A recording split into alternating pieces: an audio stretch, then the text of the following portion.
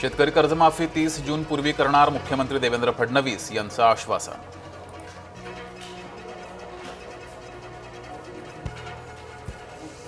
मुख्यमंत्र्यांच्या अध्यक्षतेखाली खरीप हंगाम आढावा बैठक संपन्न। खरीप हंगामासाठी बियाणे, खतं, सिंचनासह हवामान बदलावरही चर्चा।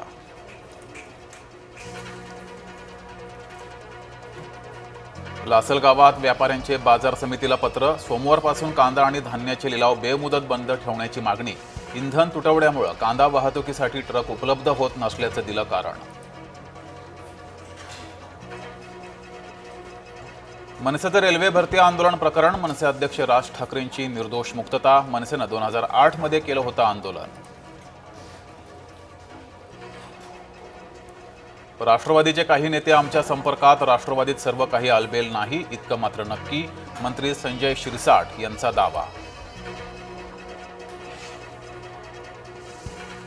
पोक्सो प्रकरणातील नसरापूर आरोपी विरुद्ध न्यायालयाकडून प्रक्रिया जारी। आरोपीची ओळख, परेड आणि मानसिक तपासणीस परवानगी। 28 मे रोजी आरोप निश्चित पूर्व सुनावणी। परीक्षेपूर्वी मोठेगावकरनं रात्री 11:30 वाजता विद्यार्थ्यांना दिला पेपर। नीट परीक्षेच्या आदल्या रात्री पेपर फुटल्याची माहिती। मोठेगावकरच्या क्लासमधील व्हिडिओ समोर।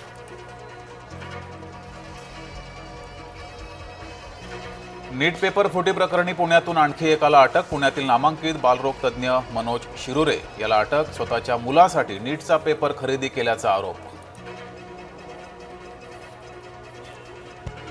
यंदा विधान परिषदेची जागा शिवसेनेला सोडू नका। भाजपाच्या संभाजीनगर जालन्यातील पदाधिकाऱ्यांची मागणी। खात्रीलायक सूत्रांची जय महाराष्ट्राला माहिती।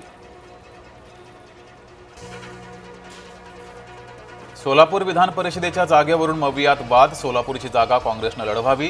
काँग्रेस पदाधिकाऱ्यांची प्रदेशाध्यक्ष हर्षवर्धन सपकाळ यांच्याकडे मागणी। अण्णासाहेब पाटील आर्थिक मागास विकास महामंडळाला 150 कोटींचा निधी। अर्थसंकल्पात महामंडळासाठी एकूण 750 कोटींची तरतूद। पुण्याच्या बालाजीनगरमधील हत्या प्रकरण। पोलिसांनी आंदेकर टोळीच्या 6 जणांना केली अटक। एक आरोपी अल्पवयीन असल्याची माहिती।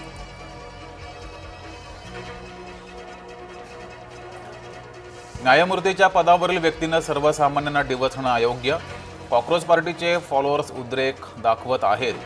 जनता पार्टीवर मंत्री शिरसाटांची प्रतिक्रिया। विदर्भात उष्णतेचा दाह। वर्धा येथे पारा 47.1 अंशावर। रविवारपर्यंत विदर्भात उष्णतेच्या लाटेचा अंदाज। मॉडेल त्विषा शर्मा मृत्यू प्रकरण। दुसऱ्यांदा शवविच्छेदन करण्यास कोर्टाचा नकार। मात्र अनेक प्रश्न अद्यापही अनुत्तरितच। आणि मेटाकडून तब्बल 8,000 कर्मचाऱ्यांच्या नोकरीला कात्री। भविष्यात AI मध्ये वाढीच्या निर्णयामुळे कर्मचाऱ्यांना नारळ।